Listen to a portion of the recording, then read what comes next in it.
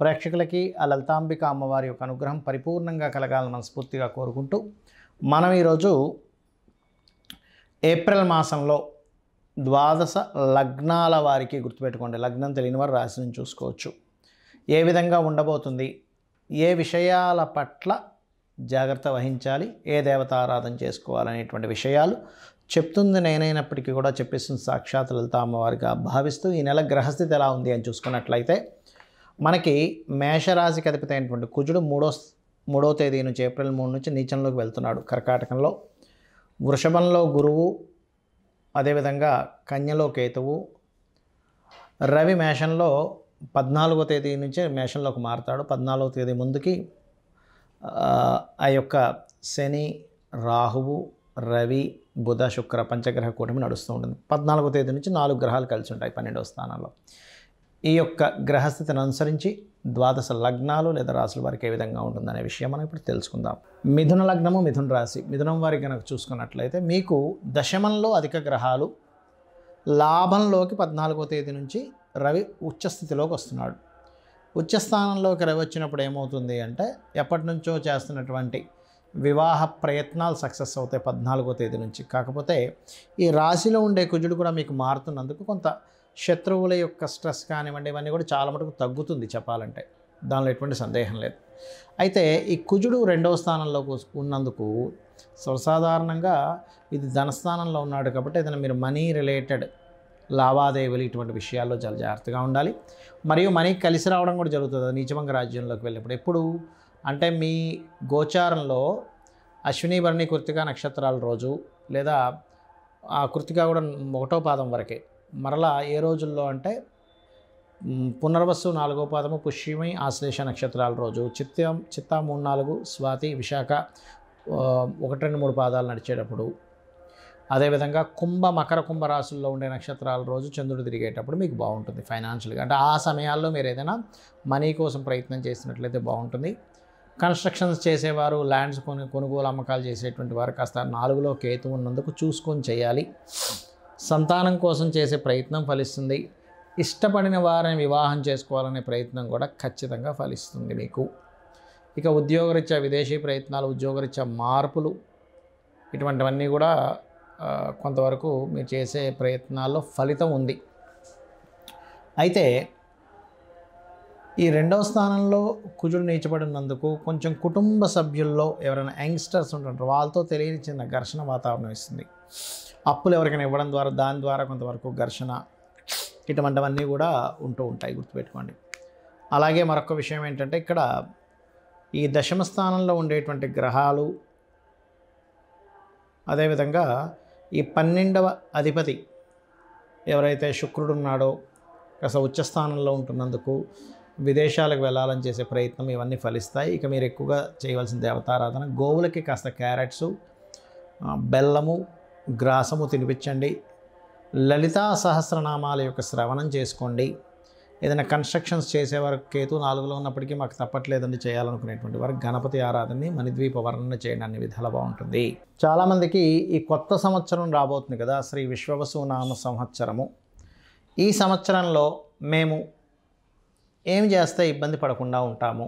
అయితే ఒక్కటి గుర్తుపెట్టుకోండి, చాలామంది ఏమంటున్నారంటే ఈ విశ్వవసునామ సంవత్సరం ప్రారంభంతోనే షష్టగ్రహ కూటమి, దానివల్ల మొత్తం ఏదో రోగాలు వచ్చేస్తాయి, కరోనా కంటే భయంకరమైన రోగం వస్తుంది అంటున్నారు. కానీ అంత ఏమీ ఉండదు. ఏదైనా చిన్నవి ఏమైనా వచ్చిపోతాయి, కానీ కరోనా కంటే భయంకరమైన రోగం అస్సలు రాదు, మీరు రాసి పెట్టుకోవచ్చు. ఒకటి. రెండవది ఏంటంటే ఇక్కడ గుర్తుపెట్టుకోవాల్సిన అంశం, కొత్త సంవత్సరంలో అసలు మీరు ఏమి చేస్తే ఇబ్బంది పడకుండా ఉంటారు. ఎందుకంటే ఒకవైపు మనం చూస్తున్నట్లయితే జాబ్స్ తగ్గుతూ వస్తున్నాయి. మనం ఆల్రెడీ 2.5-3 సంవత్సరాల క్రితమే అమ్మవారి అనుగ్రహంతో ప్రిడిక్ట్ చేయడం జరిగింది. జాబ్స్ సంబంధించినవి తగ్గుతూ వస్తుంటాయి. ఓన్గా చేసుకుంటుండాలి, ఏదైనా ఓన్గా మీకు మీరుగా ఏం చేసుకోగలరు పార్ట్ టైంలో, అప్పుడే మీకు ఫైనాన్షియల్ గ్రోత్ ఉంటుందని చెప్పుకున్నాం. అయితే ఇక్కడ నేను చెప్పేది ఒకటే, ఈ కొత్త సంవత్సరం మొదలుతో శని మార్పు వల్ల కొంతమందికి అర్ధాష్టమ శనులు, అష్టమ శనులు, ఏలినాటి శనులు వస్తూ ఉంటాయి. ఈ శని యొక్క ప్రభావం మీకు పాజిటివ్గా పనిచేయాలి అంటే ఒకటే గుర్తుపెట్టుకోండి, మీరు ఎట్టి పరిస్థితుల్లో కూడా మధ్యాహ్నం పూట నిద్రపోవడం చేయకండి. మీ పరిసరాలు నీట్గా ఉండేలా చూసుకోండి. ఇండ్లు కానీ ఆఫీస్ కానీ ధూళి దుమ్ము ఎక్కువ ఉండకూడదు. ఎక్కడైతే ధూళి దుమ్ము, బద్ధకము, నిద్రపోవడము, పోస్ట్పోన్ చేయడము సరే వాళ్ళు చేద్దామని అనుకున్నది రేపటికి పోస్ట్పోన్ ఎవరైతే చేస్తూ ఉంటారో వాళ్ళకి ఖచ్చితంగా శని యొక్క ప్రభావం పెరుగుతుంది. దానివల్ల వాళ్ళు ఫెయిల్యూర్స్ ఎక్కువ చూస్తారు. ఒకటేంటంటే చాలామందికి ఉన్న అపోహ ఏంటంటే ఏలినాటి శని, అర్ధాష్టమి శని, అష్టమి శని అప్పుడు ఏ పని కాదనుకుంటారు. తప్పు. నేను మీకు గతంలో ఆల్రెడీ చాలా ఉదాహరణలు చెప్పాను. స్వర్గీయ ఎన్టీ రామారావు గారు కావచ్చు, చంద్రబాబు నాయుడు గారు కావచ్చు, జగన్ గారు కావచ్చు, ఎవరైనా సరే పిఎం మోడీ గారి దగ్గర నుంచి కూడా అందరూ ఏలినాటి శనుల్లోనే పిఎంలు సీఎంలు అయ్యారని. కాబట్టి మిమ్మల్ని ఎక్కడా కూడా మీ విజయాన్ని ఆపదు, లేట్ స్లో చేస్తుంటుంది అంతే. అది మెయిన్గా గుర్తుపెట్టుకోండి. అలాగే నిద్రపోకుండా ఉంటుండండి. మధ్యాహ్నం పూట రాత్రి సమయంలో పడుకోవచ్చు, దానికి అభ్యంతరం లేదు. కాకపోతే యువకులకి మాత్రమే ఇది. చిన్నపిల్లలకి, ముసలి వాళ్ళకి, రోగిస్తులకి, స్త్రీలకి ఇది సంబంధం లేదు. ఎందుకంటే వాళ్ళు పొద్దున్నే నిద్ర లేచి కొన్ని పనులు ఉంటాయి, కొంతమంది అనారోగ్య సమస్యలు ఉంటాయి. అలాంటి వాళ్ళకి ఏలినాటి శని, అర్ధాష్టమి శని, అష్టమి శని నడుస్తున్నా వాడికి ఏమి ఇబ్బంది ఉండదు. ఇక రెండో విషయం ఏంటంటే చాలామందికి ఈ సంవత్సరం ఏం చేస్తే కలిసి వస్తుంది అనేటువంటిది ఒక ఆలోచన ఉంది. ఎక్కువగా గణపతి ఆరాధన. ఎందుకంటే న్యాచురల్ 5th హౌస్లోకి కేతు వస్తున్నాడు. గణపతిని ఎంత ఆరాధిస్తే అంత బాగుంటుంది. నిత్యము ఇంట్లో దీపారాధన, పంచోపచార పూజతో పాటు ఒక ఆలయానికి, ఏదైనా మీకు ఇంటికి దగ్గరలో ఉండే ఆలయానికి రోజు వెళ్ళిరండి.